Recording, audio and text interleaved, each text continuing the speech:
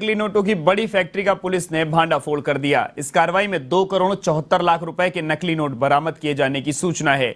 जयनारायण व्यास colony में नोखा और लूनन करनसर police ने आईजी ओम प्रकाश के नेतृत्व में इस कार्रवाई को अंजाम दिया। दावा किया जा रहा है कि नकली नोटों की फैक्ट्री पर अब तक की सबसे बड़ी कार्रवाई बीकानेर में की गई। मामले में पुलिस ने अब तक 6 लोगों को हिरासत में लिया है, जिनमें 3 बीकानेर से और 3 नोखा से हिरासत में लिए गए हैं।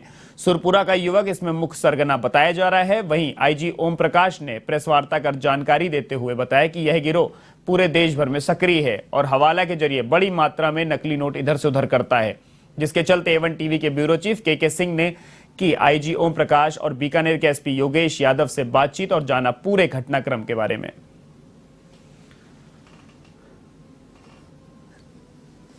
राजस्थान की मरुनगरी के नाम से विख्यात शहर बीकानेर में राजस्थान भर की सबसे बड़ी कार्रवाई का अंजाम दिया गया है। नकली नोटों की टकसाल को बरामद किया गया है। 2 करोड़ 74 लाख रुपए लगभग पकड़े गए। हमारे साथ हैं आईजी साहब ओम प्रकाश जी, बात करेंगे। सर बताएं। ये संपूर्ण घटनाक्रम के संबंध में लून करनसर के 2 बीट कांस्टेबल्स ने ग्राउंड जानकारी दी और कुछ संदिग्धों के नाम दिए थे, जिनको डेवलप किया गया हमारी टेक्निकल टीम आईजी ऑफिस में।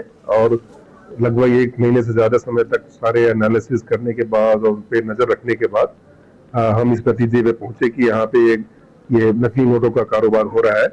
और कल रेड देकर के इतनी बड़ी बरामदगी की गई है, जिसमें कि 6 लोगों की गिरफ्तारी की गई है। एक इनका सप्लायर दीपक है, उनको भी हरियाणा पुलिस की मदद से हरियाणा में रिटेन किया गया है, जिसके लिए टीम भेज दी गई है। और चूंकि इनका इंटर स्टेट कनेक्शन हो सकता है, इसलिए बाकी स्टेट से भी बात कर रहे हैं।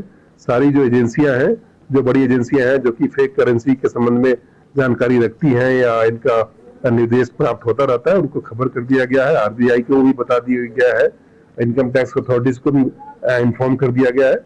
और बैंक के अधिकारियों की एक मीटिंग 4:30 बजे कल हमने बुलाई है, जिससे कि हम कार्य योजना उनके साथ बना पाए, जिससे कि जाली नोटों पे रोक लगे और उसमें हम क्या कार्य कर सकते हैं, उनके भी हम सुझाव लेना चाहते हैं, जिससे कि पुलिस भी प्रोएक्टिवली इन्वॉल्व होकर के अगली बार इस घटना की पुनरावृत्ति ना हो, ऐसी कार्रवाई कर सके। बीकानेर के जैसा कि आपने बताया कि वृंदावन एनक्लेव में ये मकान के अंदर ये सब कुछ हो रहा था।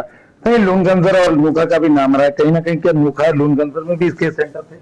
हाँ, नोखा से भी 3 लोग गिरफ्तार हुए हैं और वहां भी ये गतिविधि चल रही थी। वहाँ चंपालाल नाम के व्यक्ति है, वहाँ जो मुख्य अभियुक्त है, उनके द्वारा गतिविधि चल रही थी। 2 अन्य लोग भी गिरफ्तार हुए हैं।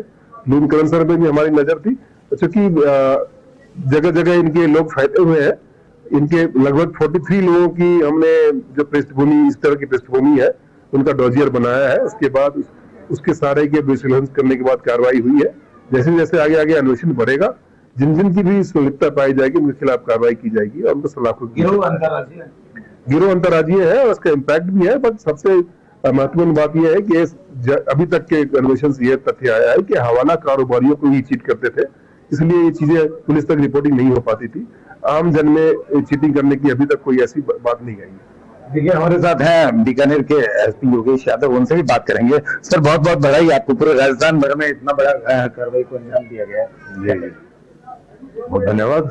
ये पूरी टीम वर्क का ही नतीजा है और आदरणीय आईजी साहब के सुपरविजन का नतीजा है कि जो पूरा एक बीट कांस्टेबल से सूचना डेवलप हुई और लगभग 1 महीने तक पूरा ग्राउंड वर्क हुआ और बहुत ही गोपनीय तरीके से पूरी जो है कार्रवाई को अंजाम दे पाए। मल्टीपल जगह एक साथ रेड्स कर पाए, सबको टारगेट्स को चिन्हित करके किसकी एक्टिविटीज, कौन सी गाड़ियां, कौन सी लोकेशन, सब कुछ बड़ा कोऑर्डिनेटेड वे में बहुत अच्छे रूप से इसका एग्जीक्यूशन हो पाया। बड़े बीकानेर पुलिस के लिए निश्चित ही बहुत बड़ी उपलब्धि है। अभी और माने कि और भी कुछ लोग इस मामले में, देखिए अभी पूछताछ चल रही है, अभी कुछ भी और ज्यादा इस पे कुछ कहना। सर, नोटों का संचार क्या पब्लिक में हुआ?